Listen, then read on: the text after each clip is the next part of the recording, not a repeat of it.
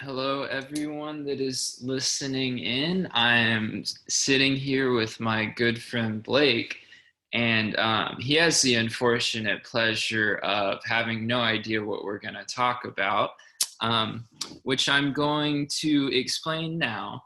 Please do. Blake, could you open up your notes app to a particular entry you have about taking magic mushrooms? Okay. And then I believe you showed me some specific stuff about like feeling like you were like a consciousness type thing, like you were Yeah, going, no. yeah, Okay, yeah. no. Okay, yeah, If yeah, you yeah. could I know exactly what read you're talking that would be about. Okay. splendid. Yeah, so as I was going through the experience, I was writing down everything that was coming into my brain, everything I was thinking. I would just write it into different sentences to catalog my experience. And the part Joe's talking about, I was experiencing everything through like everything in the real world, everything like in my daily life I experienced through me. But like during the mushroom experience, I was experiencing it without any lens at all. I felt like I was finally like experiencing as raw as possible, like just myself and not like through my body. And then next line after that is like I'm a floating feeling right now. Next line after that is time doesn't matter. We just decided it did. Nice. Which so many of these things sound so stereotypical. I feel like of like the classic like how a person like on mushrooms would talk, but that's how it truly felt. Um, the next lines after that is I'm not consciously doing anything. I just am.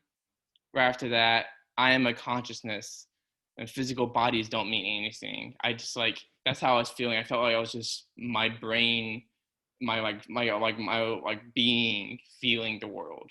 Interesting, interesting. Would you say that a good word to describe that feeling would be like you were transcending out from your like physical body? It definitely felt out of body. It definitely felt like Interesting. Okay. I was attempting to shed my mortal. Yeah, so you felt like you were reaching like this almost higher consciousness, maybe?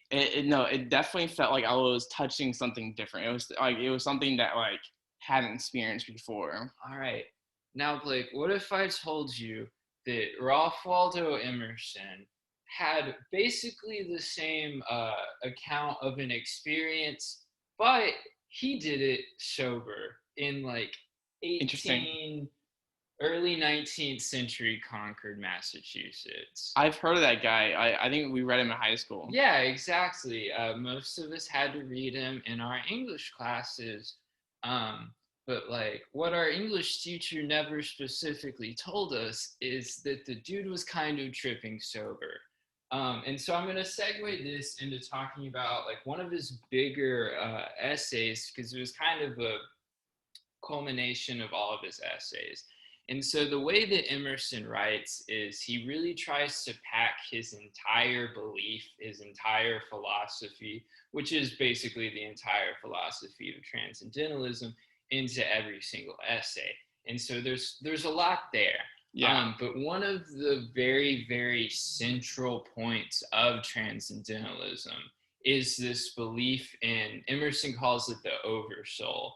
And it's this idea that all of the natural world, all of humanity, the birds, the trees, everything natural is part of this higher divine consciousness. Okay. Yeah, so it would be sort of like if you had a giant circle like in the sky and then had little lines coming down like or like a giant hand with fingertips, we would be the fingertips. Okay, gotcha. Yeah.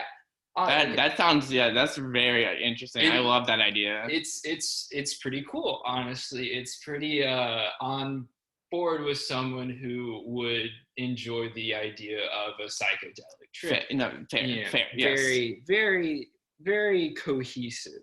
And so in this first chapter of his essay, Nature, the chapter is also called Nature. He starts to kind of introduce this idea of nature as the central point. And he kind of has this mix mash with lowercase nature and capital N nature, which is sort of like the oversoul God, like Okay. the Tao. There's Brahma, there's a lot of borrowed and a lot of similarities within that. But on a particularly similar note to what you were talking about, in the beginning of chapter 1, he writes, standing on the bare ground, my head bathed by the blithe air and uplifted into infinite space, all mean egotism vanishes. I become a transparent eyeball. I am nothing. I see all. The currents of the universal being circulate through me. I am part or particle of God. The name of the nearest friend sounds then foreign and accidental. To be brothers, to be acquaintances, master or servant, isn't a trifle and a disturbance. I am the lover of uncontained and immortal beauty. In the wilderness, I find something dear incarnate. That is wild. I mean, you're right. There's many similarities. I feel like Yeah. to what he was saying to what I experienced. Yeah. So like, let's kind of talk about that a little bit more. So like, especially where he's talking about, I become a transparent eyeball. I am nothing. I see all. Like, how does that like relate to your experience? It definitely felt like I was like something other than myself. It was definitely felt like I had said before, like I was feeling everything in a very raw fashion, like without the previous lens I look on the world usually. So like in a way, yeah, like I was feeling like I was becoming closer to the world around me. Like I was feeling more connected to everything. Yeah, absolutely. Yeah, and I feel like this all like you can kind of start to see it tie into the oversoul, into like his belief of everything is like divinely connected. Yeah. But what's really interesting about it is that you like had such a similar experience without like um going through necessarily the same like philosophical steps that he took to reach there. Instead, you took magic mushrooms. I guess like a bit of a cheat, I guess. Yeah, you kind of cheated the system, yeah. and it's a little messed up, but it's okay because I'm going to now talk about some pretty interesting studies that have been done specifically on magic mushrooms Okay. or psilocybin. I want to say it's psilocybin. Okay, so there's this thing that happened in the 1960s called the Good Friday experiment. And we're just going to talk about this a little bit because we're talking about it as a precursor to a cooler experiment, Okay. in my opinion. And so what it was on Good Friday in 1962, in Boston University's Marsh Chapel, Walker Pankey administered small capsules to 20 Protestant divinity students. Thus began the most scientific experiment in the literature designed to investigate the potential of psychedelic drugs to facilitate mystical experiences. And this is that was all directly quoted from Rick Doblin in his study of this, which we're going to talk more about later. So they basically use like a shrooms like substance to like see God, like try to like reach God. Yes, they monitored the mystical experiences, and we don't have enough time to talk about how crazy that particular experience was because there was a lot that went on with it. In this article, he talks about like they had not mentioned in the original publication of the Good Friday experiment, they had to restrain and drug to people who were having like complete anxiety attacks. One guy they had to go and get because he left the chapel like running, yelling because he was the Messiah and like or believed something along those lines. and so there was a lot of very interesting things that happened with that. But what this guy did, who I had read from earlier, is he did a long-term follow-up on the Good Friday experiment.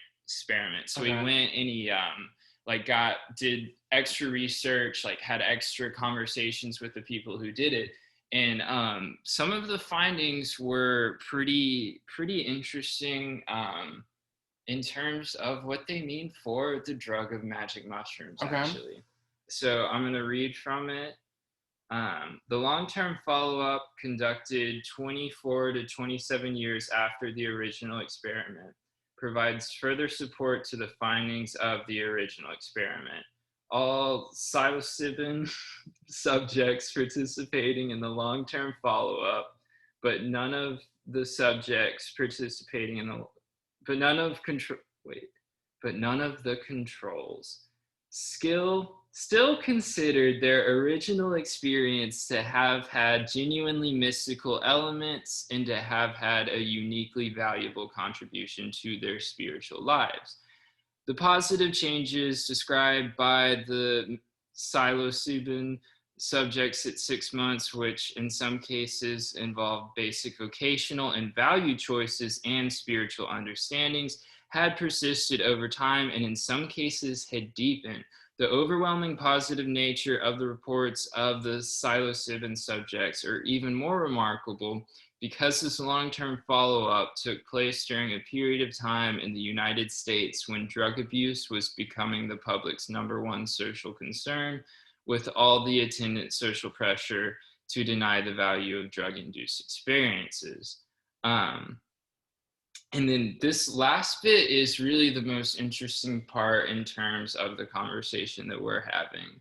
The long-term follow-up interviews cast considerable doubt on the assertion that mystical experiences catalyzed by drugs are in any way inferior to non-drug mystical experiences in both their immediate content and long-term positive effects. Wow. Pretty interesting. No, that's very interesting, especially being such an early study, like the article said. Yeah, well, that was a follow-up that was done. Let me go back and make sure I say this date right. 1991, or when that was published. I think it might have been done 8. Yeah, it's very interesting, and I mean, there's a lot of interesting things for why are they like felony 1 class or whatever, but we're not going to talk about that. We're not going to do that. The very interesting part about that is that essentially all of Ralph Waldo Emerson's wisdoms and like all that he like wrote to and worked towards for this idea of the individual man transcending could be done by a very good mushroom trip. Yeah. And so what I'm going to propose, just as sort of a thought, is a big key idea in Transcendentalism is that mankind as a whole is destined to transcend to that divine state, like it is man's birthright. I think Fuller calls it man's birthright. And so what if everyone just took shrooms when you did? Like, what do you think would happen then? That's my question. I personally believe, while it's, of course, with any drug, it's not for everyone, but I would say from my own experience, which has only been positive, it gives a great insight into like not only your life, but the lives around you. You feel much more gratitude for the simplest things. You feel more connected. You feel way more connected to nature. Like you definitely, I definitely, like, before the first time I took mushrooms, I definitely wasn't really appreciating my surroundings enough. And afterwards, I forever appreciated my surroundings.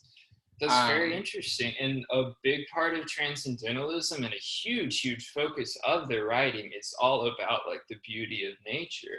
Like every metaphor nearly is like natural, you know, that's what like Thoreau set out to live deliberately in nature in Walden Pond. Like that's a huge part of it.